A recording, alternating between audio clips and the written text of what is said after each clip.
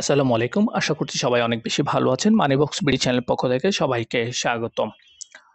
আমরা আজকে আলোচনা করব ইসলামী ব্যাংক বাংলাদেশ নিয়ে। সেটির এফডিআর, মেয়াদকাল, কাগজপত্র কি লাগবে, আয়কর কত কাটবে, সবকিছু নিয়েই থাকছে বিস্তারিত। ইসলামী ব্যাংক বাংলাদেশ হচ্ছে একটি ইসলামী শরিয়া ভিত্তিক ব্যাংক, যেটি হচ্ছে বাংলাদেশে ভালো একটি অবস্থানে রয়েছে। গ্রাহক সেবা বা ব্যাংকিং বিনিয়োগ, ব্যাংকিং ব্যবসায় ভালো একটি অবস্থানে রয়েছে এই শরিয়া ভিত্তিক ব্যাংকটি। প্রথমে আমরা দেখব মেয়াদকাল ১ মাস, ৩ মাস, ৬ মাস এবং সর্বশেষ ১২ মাস মেয়াদে আপনি এই এফডিআর করতে পারবেন। মুনাফার হার হচ্ছে ১ মাস মেয়াদে হচ্ছে ৪.৫০%, ৩ মাস মেয়াদে হচ্ছে ৯%, ৬ মাস মেয়াদে হচ্ছে ৯.৫০%, ১২ মাস মেয়াদে হচ্ছে ১০%। এই মেয়াদে আপনি এবং এই মুনাফা হারে আপনি চাইলে এফডিআর করতে পারবেন ইসলামী ব্যাংকে। ১ লক্ষ টাকায় এখন আপনি পাবেন হচ্ছে ১ মাস মেয়াদে যে এফডিআর রয়েছে সেটিতে পাবেন হচ্ছে ৳৩৭৫ টাকা। ৩ মাস মেয়াদে হচ্ছে ৯.০০% পাবেন হচ্ছে ৳২,২৫০ টাকা। ৬ মাস মেয়াদি ৯.৫০% মুনাফা হারে পাবেন হচ্ছে ৳৪,৭৫০ টাকা।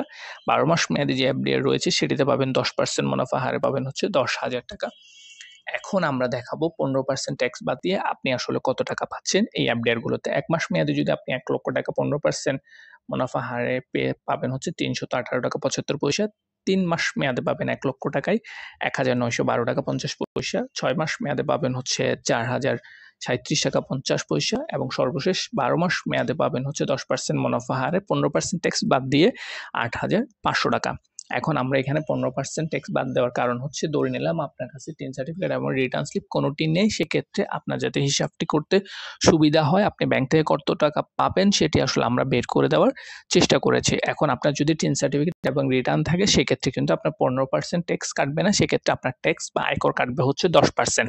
এটি আপনি ক্লিয়ার থাকবেন সবসময়। এখন আপনার কি কাগজপত্র লাগতে পারে? আপনি যার নামে অ্যাকাউন্ট হবে তার হচ্ছে এনআইডি অথবা লাইসেন্স অথবা পাসপোর্টের